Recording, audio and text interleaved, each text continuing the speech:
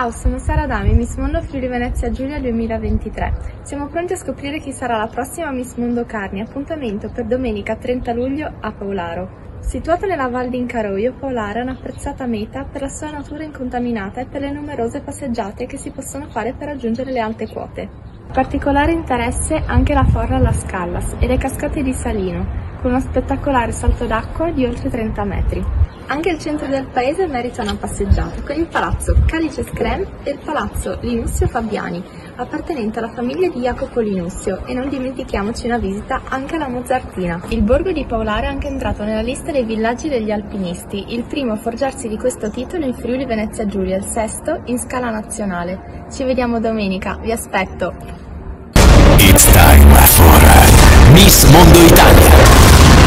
We are fashion.